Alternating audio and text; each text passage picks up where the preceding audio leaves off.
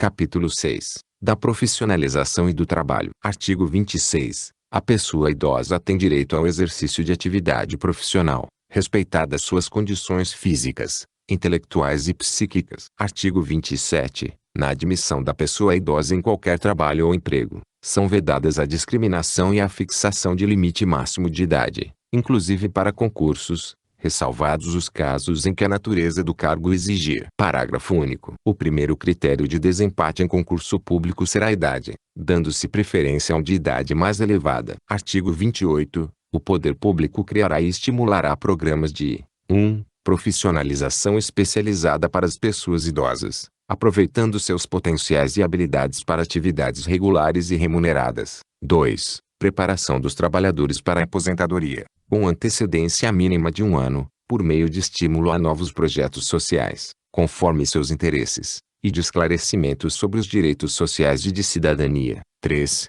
Estímulo às empresas privadas para a admissão de pessoas idosas ao trabalho. Capítulo 7. Da Previdência Social. Artigo 29. Os benefícios de aposentadoria e pensão do regime geral da Previdência Social observarão, na sua concessão, critérios de cálculo que preservem o valor real dos salários sobre os quais incidiram contribuição, nos termos da legislação vigente. Parágrafo único. Os valores dos benefícios em manutenção serão reajustados na mesma data de reajuste do salário mínimo, pro rata, de acordo com as suas respectivas datas de início ou do seu último reajustamento, com base em percentual definida em regulamento, observados os critérios estabelecidos pela Lei nº 8.213, de 24 de julho de 1991. Artigo 30. A perda da condição de segurado não será considerada para a concessão da aposentadoria por idade, desde que a pessoa conte com, no mínimo, o tempo de contribuição correspondente ao exigido para efeito de carência na data de requerimento do benefício. Parágrafo único. O cálculo do valor do benefício previsto no caput observará o disposto no caput parágrafo 2º do artigo 3º da Lei nº 9.876,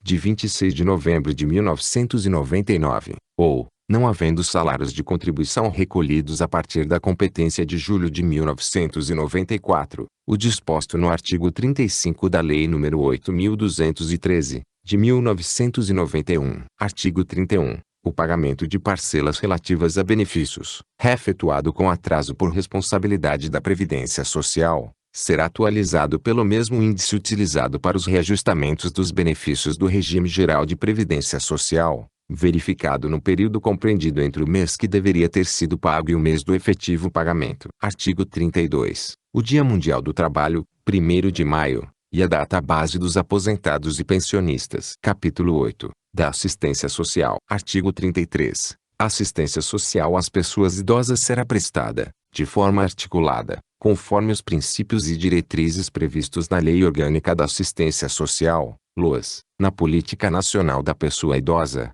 no SUS e nas demais normas pertinentes. Artigo 34. As pessoas idosas, a partir de 65 anos, que não possuam meios para prover sua subsistência, nem de tê-la provida por sua família, é assegurado o benefício mensal de um salário mínimo, nos termos da LOAS. Parágrafo único. O benefício já concedido a qualquer membro da família nos termos do caput não será computado para os fins do cálculo da renda familiar per capita a que se refere a LOAS. Artigo 35. Todas as entidades de longa permanência, ou casa lar, são obrigadas a firmar contrato de prestação de serviços com a pessoa idosa abrigada. Parágrafo 1º. No caso de entidade filantrópica, ou casa lar, é facultada a cobrança de participação da pessoa idosa no custeio da entidade. Parágrafo 2º. O Conselho Municipal da Pessoa Idosa ou o Conselho Municipal da Assistência Social estabelecerá a forma de participação prevista no parágrafo 1º deste artigo, que não poderá exceder a 70% de qualquer benefício previdenciário ou de assistência social percebido pela pessoa idosa. Parágrafo 3º. Se a pessoa idosa for incapaz, caberá a seu representante legal firmar o contrato a que se refere o caput deste artigo. Artigo 36. O acolhimento de pessoas idosas em situação de risco social, por adulto ou núcleo familiar, caracteriza a dependência econômica, para os efeitos legais. Capítulo 9. Da habitação. Artigo 37. A pessoa idosa não tem direito à moradia digna, no seio da família natural ou substituta, ou desacompanhada de seus familiares, quando assim o desejar, ou, ainda, em instituição pública ou privada. Parágrafo 1º. Assistência integral na modalidade de entidade de longa permanência será prestada quando verificada a inexistência de grupo familiar, casalar, abandono ou carência de recursos financeiros próprios ou da família. Parágrafo 2º. Toda instituição dedicada ao atendimento à pessoa idosa fica obrigada a manter identificação externa visível, sob pena de interdição, além de atender toda a legislação pertinente. Parágrafo 3º. As instituições que abrigarem pessoas idosas são obrigadas a manter padrões de habitação compatíveis com as necessidades delas, bem como provê-las com alimentação regular e higiene indispensáveis às normas sanitárias e com estas condizentes, sob as penas da lei. Artigo 38. Nos programas habitacionais, públicos ou subsidiados com recursos públicos, a pessoa idosa goza de prioridade na aquisição de imóvel para a moradia própria, observado o seguinte: 1. Reserva de pelo menos 3% das unidades habitacionais residenciais para atendimento às pessoas idosas. 2. Implantação de equipamentos urbanos comunitários voltados à pessoa idosa. 3. Eliminação de barreiras arquitetônicas e urbanísticas, para garantia de acessibilidade à pessoa idosa. 4.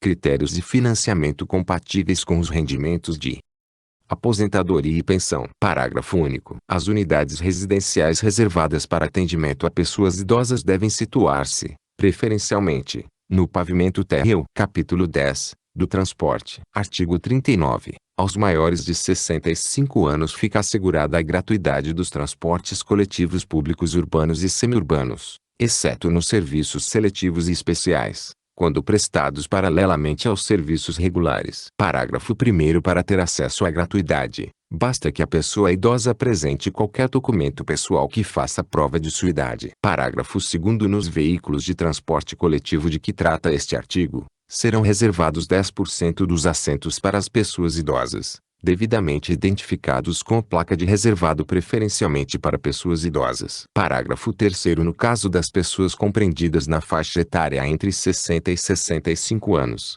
ficará a critério da legislação local dispor sobre as condições para exercício da gratuidade nos meios de transporte previstos no caput deste artigo. Artigo 40. No sistema de transporte coletivo interestadual observar-se-á, nos termos da legislação específica, 1. A reserva de 2 vagas gratuitas por veículo para pessoas idosas com renda igual ou inferior a 2 salários mínimos. 2. Desconto de 50%, no mínimo, no valor das passagens, para as pessoas idosas que cederem as vagas gratuitas, com renda igual ou inferior a 2 salários mínimos. Parágrafo único. Caberá aos órgãos competentes definir os mecanismos e os critérios para o exercício dos direitos previstos nos incisos 1 e 2. Artigo 41. É assegurada a reserva para as pessoas idosas, nos termos da lei local, de 5% das vagas nos estacionamentos públicos e privados, as quais deverão ser posicionadas de forma a garantir a melhor comodidade à pessoa idosa. Artigo 42.